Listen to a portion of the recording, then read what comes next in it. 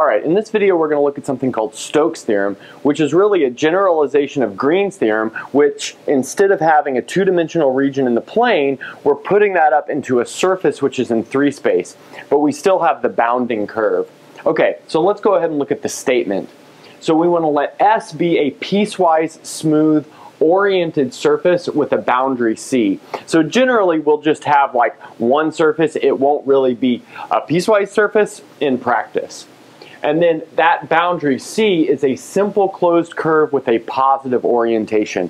We'll talk about what positive orientation means in just a second. Next, if F is a vector field with component functions having continuous first partials on an open region containing S, then we have the following equality of integrals. So the line integral over the boundary curve C is equal to the surface integral of the curl of this vector field. So let's look at that again. So the line integral over C of f dot dr is the same thing as the surface integral of the curl of f, in other words, del cross f. Okay, great. So here's the picture. So let's suppose we've got this like little cap surface that's happening in R3. I've drawn it in blue. So notice its boundary down here is this circle C. And this circle C may or may not be in the XY plane. In fact, it is probably not in the XY plane. And then what do we mean by positive orientation? Well, if we walk along this curve C with your head pointing in the direction of N, so that would be like this, then the surface S is on your left. And so notice here we have this thing positively oriented, because if we walk along this direction C with our head pointing in the direction of N, this surface is going to be on our S. So notice the orientation here has to do with some sort of collaboration between the orientation of the curve and the orientation of the surface. Remember, a curve can be just oriented forward or backward, whereas a surface is oriented inward or outward depending on this normal vector. Now, let's say that you have the wrong orientation and you want to fix it really quick.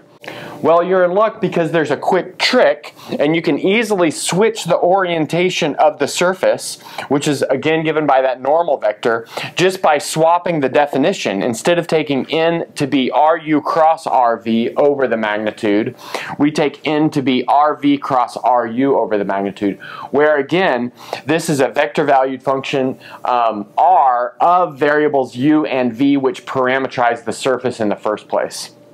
Okay, great. So I want to clean up this board, and then we'll go through a proof of a very special case of Stokes' theorem. And that special case will be given by a surface that's defined as a function of x and y. In other words, we have z equals f of xy, where x and y are in D. So notice this is the picture that we have down here.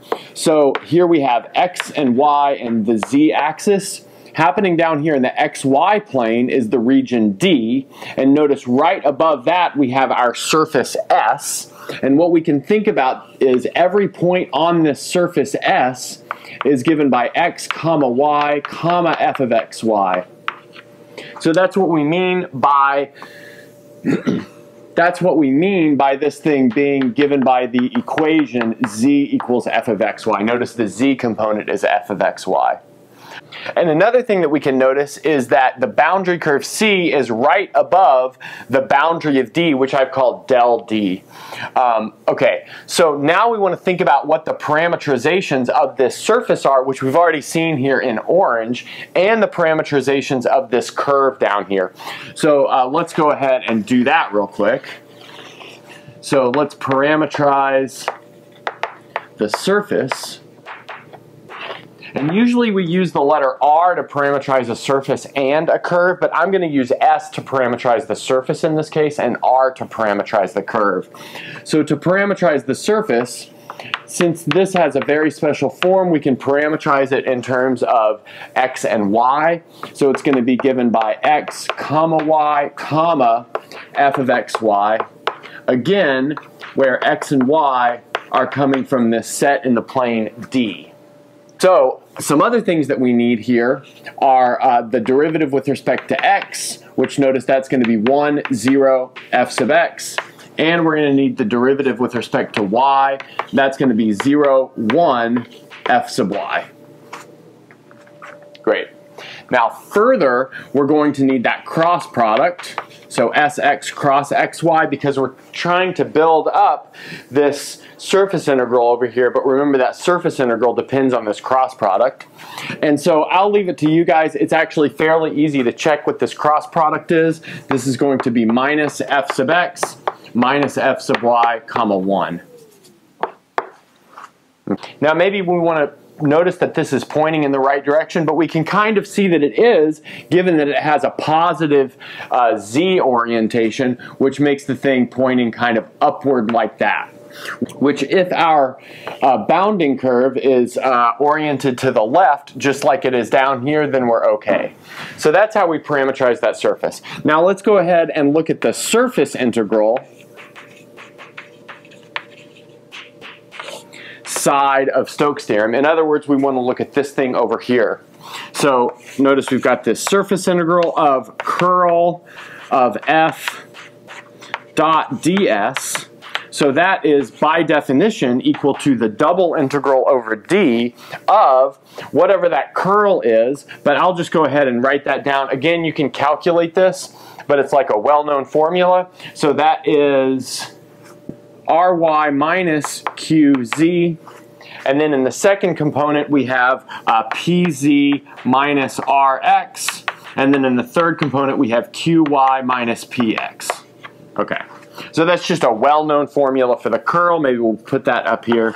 This is del cross f. So we're going to dot that into Sx cross Sy, so that's going to be minus f sub x minus f sub y, comma 1, and then do the dA. So this is our Sx cross Sy. And just recall that that's exactly what the formula for a surface integral here is. We take the vector field that we're trying to take the surface integral of, dot the cross product of the two partial derivatives from the parametric equation for that surface. Okay, so now notice that's going to give us the following. So we have the double integral over d of, now doing this dot product, we will get qz minus ry times the partial with respect to x. So notice I flipped the order here because I have a minus sign over there, and then plus rx minus pz times the partial of f with respect to y, and then plus qy minus px. Okay, great. So dA. So actually we're going to leave our surface integral at this point, and then we're going to pick up and work on the line integral portion. All right, I'll clean up the board. I'll probably bring the surface integral up to the top, and then we'll continue on. Okay, on the last board we argued that the surface integral part of Stokes' theorem, in other words the surface integral of del cross f, in other words the curl of f, was equal to this object, which is just a double integral. We've got these qz's minus ry times f sub x, where that parameterizes the surface, rx minus pz f sub y plus qy minus px, where all of those subscripts mean partial derivatives. Now the next thing we want to do is look at the line integral part of Stokes' theorem, and that means we need to parameterize this curve. So let's go ahead and suppose that this curve down here in the plane has a certain parameterization. So let's suppose this curve down here in the plane is parameterized by x of t comma y of t. Great. But using the fact that this curve up here that bounds S is right above this curve down here in the plane, we know exactly what the parameterization of this is. So notice this is going to be x of t comma y of t comma, well, we know our z value is given by this function, so it's going to be f evaluated at x of t, y of t. Again, because it's just right above this point that's in the curve in the plane. So let's go ahead and reiterate that. So we have this curve in the plane is parameterized by x of t, y of t, kind of comma 0, but we won't put that down there. And then that means our curve C is parameterized by x of t, y of t, and then our z value is given by our surface because we are technically on our surface. It's just the boundary of our surface. Okay, so which means we plug x of t, y of t into f. And now what are the t values? Well, let's go ahead and suppose that the t values that parameterize this boundary curve down here in the plane are on the interval a to b, which means that the t values that parameterize our curve up here that bounds s are also on the interval a to b. Okay, well now that we have that sorted, we can easily calculate this left-hand side, in other words, the line integral part of Stokes theorem. So we have the line integral over C of f dot dr, where I'm saying that this guy right here is equal to r. That's what we're naming this parameterization. It's a function of t. So let's just go ahead and recall the definition of a line integral over a vector field. That gave us the single integral from a to b of f evaluated at r, so let's go ahead and put that, dot r prime of t dt. Okay. Okay, so this is going to be p comma q comma r, where those have been evaluated at x of t, y of t, and then z of t, but z of t is really this thing right here, which is f evaluated at x and y. So I'm not going to write that because that's going to get too busy. We'll just write p, q, and r, and then dot r prime, but notice r prime is just x prime comma y prime comma z prime, but notice using the chain rule, we know that that is going to be f sub x times x prime plus f sub y times y prime. And then we have dt here. Okay. And so to reiterate what's going on here is we have f depends on x and y, and they each depend on t. So using the tree diagram for taking those partials, that's what we get, where by prime I mean the partial with respect to t. Okay, so let's go ahead and do that dot product. So now we're going to have the integral from a to b of, let's see, we'll have p times x prime plus q times y prime plus r times f sub x, x prime plus r times f sub y, y prime. Great. Oh yeah, and then dt. Okay, so the next thing that I want to do is put these together into quote-unquote like terms. So here I'm thinking about the x prime and the y prime part as being like terms. So let's see what that gives us. That gives us the integral from a to b of, so we have p plus r times f of x. So p plus r times f sub x, x prime. And then we have q plus r times f sub y, y prime, and then all of this is dt. Okay, great. But now notice, that looks like a line integral over the line.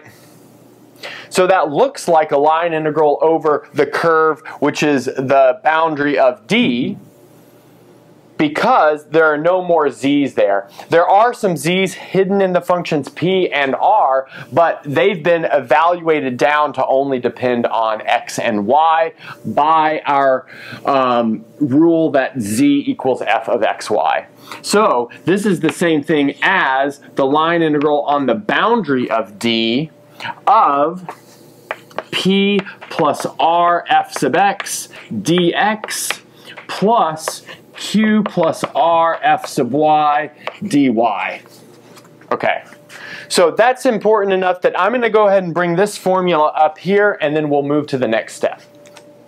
Okay, so I moved that formula we ended with up here, and notice what we've done is we've changed this line integral over C, where C is happening up here in 3 space, to a line integral over a simple closed curve down here in the plane.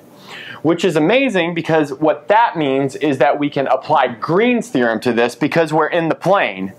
So we can apply Green's theorem where this is playing the role of our Q Now, we need to be careful with this. Maybe I'll put a Q hat over this because we have a Q in there. And this is playing the role of P. So I'll write a P hat over that as well. Okay. So the next thing that we can do is just apply Green's theorem, and that gives us the double integral over D of dq hat dx minus dp hat dy dA.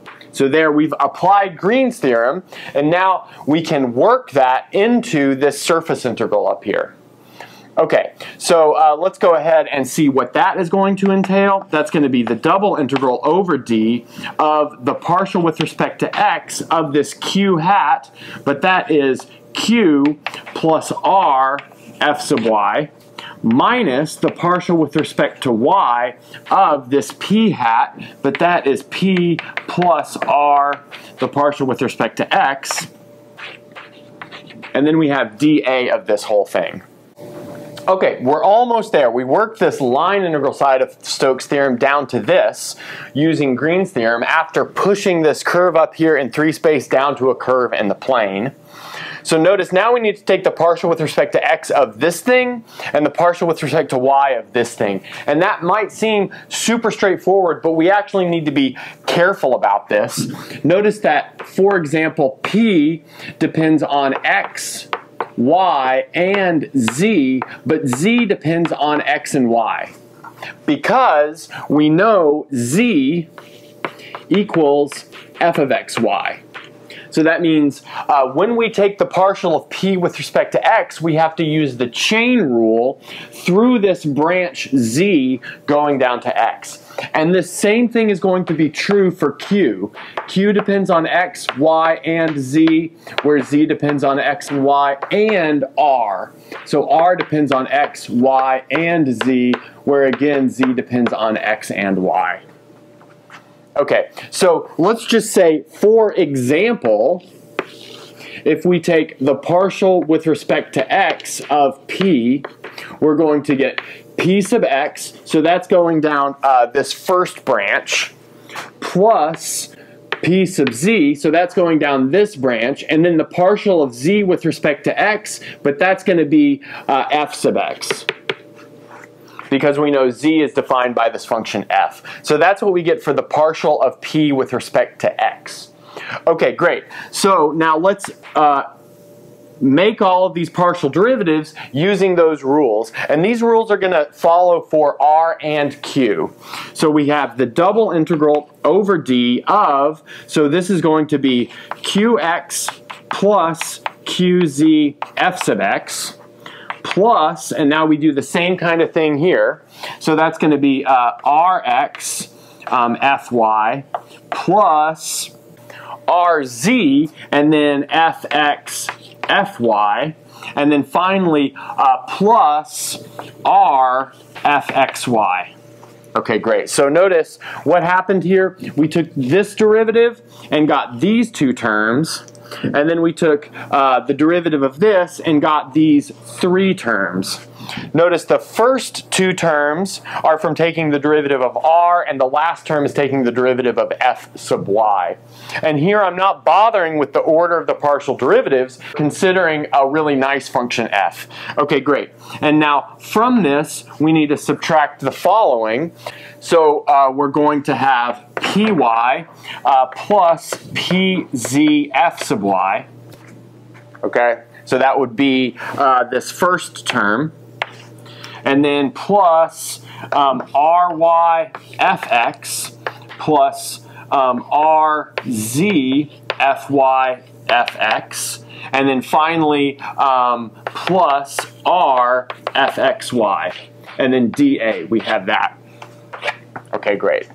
But now if you notice, there's a bunch of like terms here. For example, this thing that has a second derivative with respect to x and then y is in both of these, so that cancels. And then next, this thing that looks like rz fx fy, that cancels as well.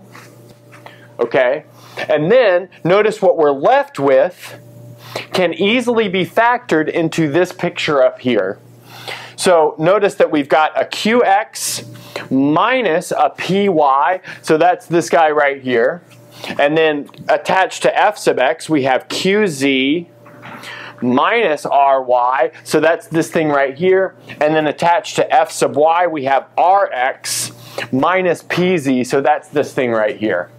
Okay, so now we can for sure say that this is the surface integral over S of del cross F ds, just by noticing that everything over here shows up over there. Okay, that's a good place to stop.